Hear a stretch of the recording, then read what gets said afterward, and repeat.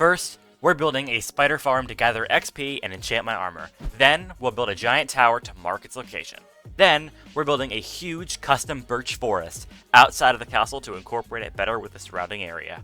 And some roads that connect my base to the rest of the world. Finally, we're finishing off the episode with decorating the interior of the castle, where something mysterious is going on. Make sure to subscribe if you enjoy, and let's get into the video. This episode, I really am very excited to actually build this birch forest, but before I can actually do that, I need levels because I found a spider spawner right next to my castle, and I'm going to make a typical mob grinder setup over there. So let's do it!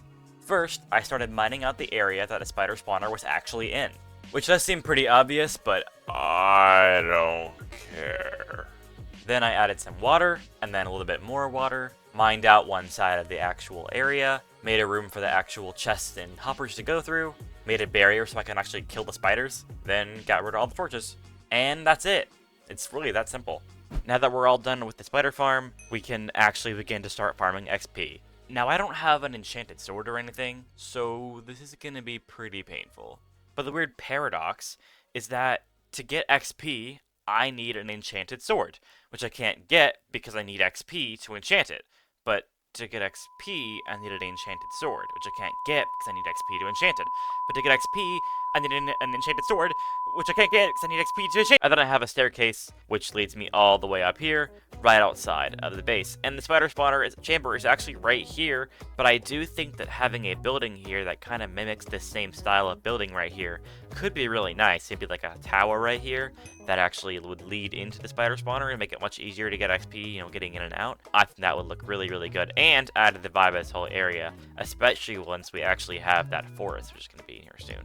Now I'm going to bring you all to my creative mode testing world where I plan out all the builds that I've been working on. This is going to be the tower that I want to build over this spider farm. And as you can see here, I'm using a very similar color palette to this castle here. We have the same base things right here. We have tough, cobblestone, stone, all that kind of stuff. And then it just blends into the diorite, except I incorporated birch logs and stone bricks into the design. And I think that really helped it look much better. You might be asking me, am I actually going to add those freaking stone bricks and birch logs into this build, make it look better or whatever? No. So as you can see here, I have a line that goes through this entire thing here, and that just helps to establish the shape of the tower overall. I tried it with and without, and I just liked this one a lot better. I also needed to add lichen all over it, otherwise it would look really, really dark at night, which is definitely something I do not want to have. But speaking of lichen, you guys should all like and subscribe if you made it this far in the video.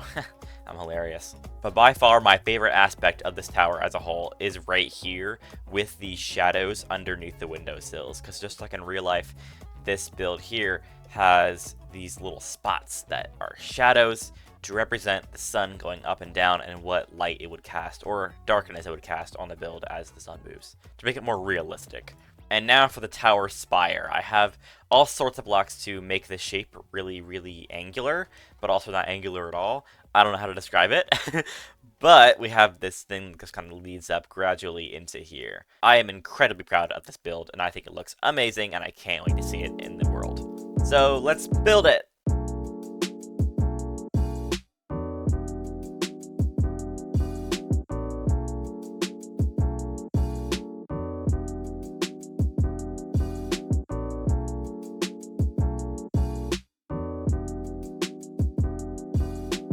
Wow, look at that gorgeous tower. Doesn't it just look amazing?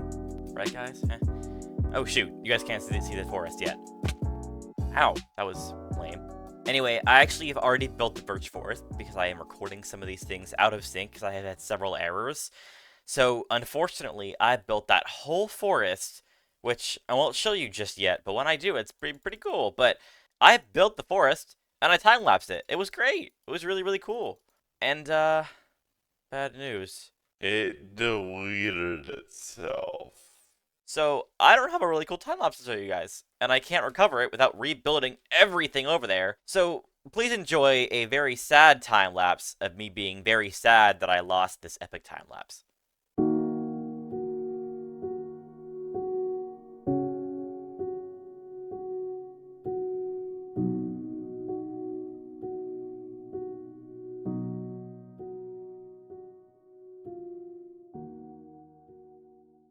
Now, before I actually show y'all the castle, I'm going to show y'all some steps that I took to actually get ready to build this thing, because it's absolutely humongous. Now, if we look around real quick, you'll see this whole area is flat, and you might be thinking, Oh, that doesn't matter because it's just a flat area. you'd be right, but also wrong. So this whole area here was a forest, just like those trees right there. They were all the way over here. But you know what I did? I mined them all down. Yeah, I did it. No one in the world has ever done that before. But, you know, I'm really a trendsetter. I'm a path maker. A trailblazer. That's what we're looking for. Path maker? Who has ever said path maker? Anyway, I mined out this whole area, and I have so many logs and so many leaves, and I used a lot more than this for the build, but this just shows you guys some of the stuff that I've actually done to prep for this build. Also, one more thing. I'm going to try to attempt a bucket clutch from this high up. It's pretty high. I didn't count the blocks, but it's fairly high in the sky, and I'm afraid of heights, so this isn't great. And if I fail, then you have to subscribe. But also, if I make it, you gotta subscribe, because either way, I'm kind of greedy like that, so I'm really sorry about that. Anywho, I'm gonna do a bucket clutch now, so get ready, 3, 2, 1, go! Kaboom! Oh. This is awkward. Just roll the freaking forest tour. Oh, gosh. Well, that is our build. I don't know why I said well, but look, it's a forest! I'm so proud of it. It is probably the proudest I've ever been on any build, and I feel like I say that every time, but it's probably a good thing. We have a wheat field to connect it better with the surrounding area, and then the actual main attraction is this forest, and I have around 4 tree designs total that I use, that I kind of copy and pasted, using light magca. And then I also made these little trees, which I'm very proud of, using different kinds of leaves, like the azalea and jungle, compared to the birch leaves, which makes it look like a young, like a new growth tree instead of the older growth trees some of the other ones are. And we have this super cool work area. We got a little wheelbarrow and a little like work thing. I don't know. I'm not a blacksmith. I don't know what that is, but it's okay. We got a felled tree and just a little dirt and stuff that was like disrupted by this wheelbarrow and this working area. So I'm not sure who works here, but someone probably does. And if we keep going up here, we just see more and more trees and very thick shrubbery over here, as well as more trees and stuff that connects very nicely with this tower, and I'm so proud of how it looks, especially in this world, now that it's got like moss and stuff growing up this base here. But look, our base has been taken over by vines. The castle has all sorts of moss and leaves and stuff all over it, which makes it look so much better. One more thing that I spent a lot of time on was these rock designs. They are so complicated, like nobody in the world could ever possibly replicate these rock designs. I mean, look, it's so complicated. It's like at least 2 blocks. It's just crazy. Despite their complicatedness, or whatever you want to call it, they do add a lot to the ambiance, and I'm very proud of them. There's quite a few down here, which look really awesome. Once again, it looks very nice from above. I'm so proud of it. And the only issue I see here is this whole spot right here doesn't have any greenery on it. I mean, it does because, you know, it's green, but none of this new forest shrubbery and stuff all over it. And I'm going to continue this over here in between episodes because it's not really a super exciting thing. So the biggest issue that I'm seeing with my base right now is obviously I think it looks super cool over here, right? But over here, it's a lot of nothingness going on. There's not much texture to it. There's not much detail. It's just the boring Minecraft terrain. And in the next episode, we're going to be working on that. And we're going to make a large scale change in this terrain overall with a whole new color palette and everything. And I am so pumped because it looks really nice. But what I'm not pumped for is getting all those materials and building that manually. Oh my god. Now for our next objective, which is to build this interior of the castle. Now from the outside, it looks great, but on the inside, trust me, there is literally nothing in there. It is just a barren wasteland. No, I'm just kidding. It's actually already done. Again, I told you I was recording this out of sync. I don't know what to tell you guys. But since it's now completed, let's walk through it and let me show you what it looks like.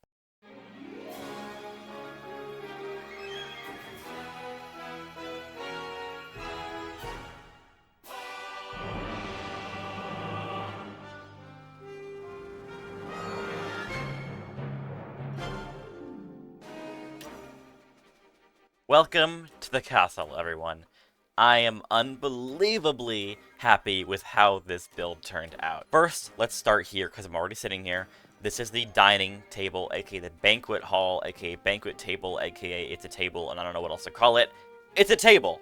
Whoa. We have some cups here with the flower pots and cake and all sorts of stuff all over this table. We have all these boxes around here because I'm recently moved in and I'm kind of, discovering the whole area as I go.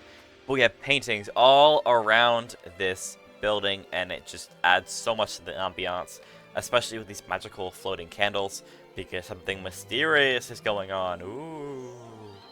But also, we have a portal in our base right here, and it looks so good when it's framed just like this with the diorite and the pale wood. I think it just looks perfect. This is also the first time that I've ever built using shelves, which are right there, and that just makes it like so much more depth than trapdoors provide, and I love it so much. It looks awesome. So let's head up here into our library, and we have little seats right here, more seats, and guess what?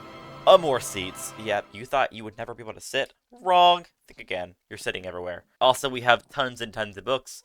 Don't worry, every cow was harmed in the making of this library. It looks great though, so who cares? Don't call PETA. But anyway, we have more books over here, more lichen, and up here we have a lot of pale moss, which kind of represents like mold and like just really old greenery that was once green and lush, and now it's kind of dead, and it's just like hanging from the ceilings and kind of fallen apart. We also have more shelves across the base just for more storage and for looks. And once we head down here, we have a map room with, my area as it stands. And it doesn't look amazing right now, but as we continue to build more, especially in this area here, it'll look super cool. Then we have my storage system, which I have tons of barrels here, which I have not actually moved in yet, but stuff will be in here and organized and labeled, and it's going to be wonderful. Now for this area here, I'm not exactly sure what to do with it. If I go upstairs, all I really have is a furnace nook, so I think that might be where I keep my furnaces for now. But I'm probably going to decorate this a little bit more than it is currently, just to make it look nicer. And I'm going to put an animal in there. I think it'd be super cool if I put like a squid. I don't know why I said squid. Squid is like the most unattainable mob to put in this area, but I'll figure something out. I want to put a mob in here to, add to the area and make it look more alive and moving. And for our final area, we have the staircase up to my enchanting setup, again with more books and actual real bookshelves. And if I turn around, you can see an amazing view of the interior, and a piglin, because they won't leave me alone. Now that this build is done, this concludes episode... Oh my god, I'm in the wall. This concludes episode 2 of LavenderCraft, and boy, it's been a blast. I am so proud of all the work that I've put in and all the builds that I've created, and I think it adds so much, and makes a great foundation for the builds and terraforming. That I'm going to put over here in the future. So thank you all so much for watching, and if you did enjoy, please hit subscribe and also click on these videos on the screen right now. Whoa!